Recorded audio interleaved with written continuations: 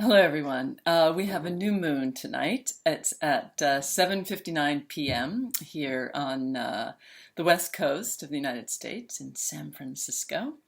And it's a new moon in Gemini.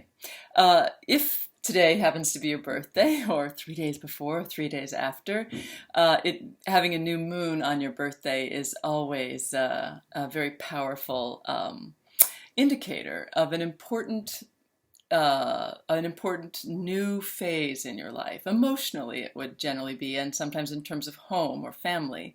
Um, uh, but it's a very important marker to have the new or full moon on your birthday, and it would also place a stronger emphasis on some of the aspects that are happening right now. We have a real push me pull you happening. So if you're feeling that in your own life, you've got lots of company. It's not necessarily a bad time, but it's not really. But it's a little bit of a frustrating time. Also, but from now until I think like the end of September, I think is when it changes. But right now we have three planets retrograde, but within a very short period of time, like actually on the 13th, Neptune goes retrograde. So then we have four planets retrograde. Mars stops going retrograde at the end of the month, around the 28th or 29th. So then there's only three planets retrograde again until partway through July, when Uranus goes retrograde. So then there's four planets retrograde again, until Saturn stops going retrograde in August. That's kind of a big deal because Saturn is an important one. But of course, Mercury goes retrograde at the end of August. So we once again have four planets retrograde until Pluto stops going retrograde near the end of September. And of course, Mercury only goes retrograde for a short period of time. And then finally, in the last week of September, we have only two planets retrograde. And they stay retrograde through till the middle of November, when finally Neptune stops going retrograde, and we have only Uranus retrograde until the end of December. But of course, Mercury goes retrograde again. So we have retrograde planets now through the end of the year, which kind of is another push me pull you. It definitely, when there's more retrograde planets, it's more of an internal time. There's more difficulty, especially now with Mars retrograde. It's difficult to take, it can be difficult to take action. It's not impossible, and we might find that our activity level waxes and wanes dramatically. And the important thing to do is to go with it. When you are fortunate enough to feel like you have the energy to move ahead, to take advantage of that. And then when you feel like completely wiped out and exhausted and have no idea why, you have to listen to that as well. The nature of the retrograde planets is such as to make you to make it a very internal time, and to make externalizing like your drive or focus, these kinds of things, more difficult. Unless you happen to be a person with a lot of retrograde planets in your chart, in which case this is like, this is easy for you. This is how you live all the time. You don't know what everybody else is getting so upset about. But that's only a few people. Nonetheless, with four retrograde planets, three and then four retrograde planets off and on throughout the summer, it's an off again, on again kind of time in terms of feeling positive, feeling outgoing, feeling able to connect and able to take effective action. A lot of that gets better when Mars goes direct, because Mars has to do with forceful action. But right now, a number of planets are caught up in T-square. They're all forming difficult aspects to each other. And that makes it a little difficult to kind of know what it is you're supposed to be doing or how you're supposed to be doing it. Or it can make you feel overwhelmed by all of the things that you are, supposed to be doing, and how it's supposed to happen.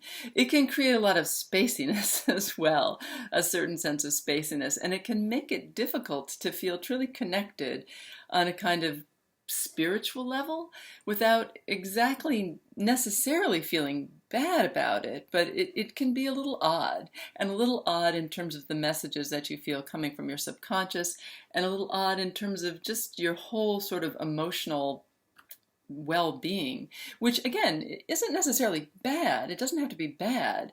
It just can feel, you can just feel a little disconnected, like, okay, you're fine, things are fine, but the little bit of the sense that is something missing, or are you quite getting it, or and again, this doesn't have to be a bad feeling, and it doesn't even have to mean that anything is drastically wrong, but nonetheless, there's generally some sort of sense that, like, am I missing something here? Is this okay? Or if you find yourself in the position of actually really having to work hard at something in particular, where there can be blockages, where you're forced to take a step back and let things go their own way, and then suddenly it opens up and you can move forward again in a pattern that is difficult to identify or put boundaries or parameters around. That's really the big thing, that it's the pattern is not keeps you off balance. There it is in a nutshell. Nonetheless, again, it's not necessarily a bad time. It can even feel like kind of a good time in its own weirdish sort of way. And all of us should be more used to the retrograde energies, since we had 5 retrograde planets a short while ago, and it's not exactly news. In fact, we're getting a little bit more used to it. On the political spectrum, as more of the planets, as we get towards September, the end of September, when all of these there are fewer retrograde planets, there may be a little bit more of like people sort of waking up and smelling the coffee in terms of having been in terms of having been hoodwinked, or having kind of drunk the Kool-Aid of a particular political personage who's running for president, where some of the tendency to believe in something, wanting to break the rules, wanting things to not go the way that they've always gone, feeling the need to kind of strike out in some kind of angry, aggressive, I don't have to, no more of the old way. This is all part of the astrological construct right now. And so there's a certain kind of buy-in to anybody who seems to be saying, we don't have to do it that way. We can do it we can do it my way. We can do it anyway. And there's a powerful need for people to feel like, it's again that they can't do it the old way. They don't want to abide by the rules. It has to be something bigger and more expansive and who knows what, and kind of a reluctance to pay attention to some of the practical aspects that might be necessary to look at in terms of that. These are all things that you may be feeling on a smaller level, but certainly on a societal level, they're very much a part of the general astrological outlook, and they are they've been present for a while. And the new moon, if anything, it doesn't necessarily its actions towards them is just maybe to make it as more apparent, but it's certainly been pretty apparent anyhow.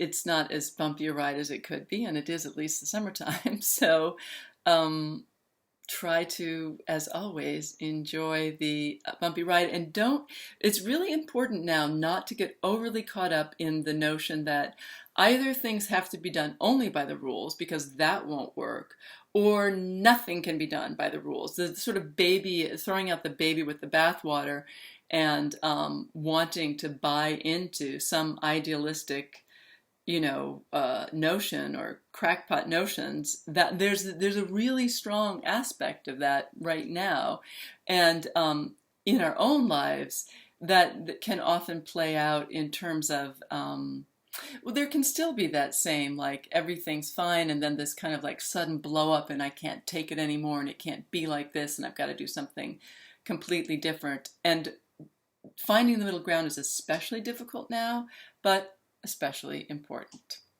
And on that happy note, may all of you enjoy a wonderful new moon, and I will talk to you soon. Bye.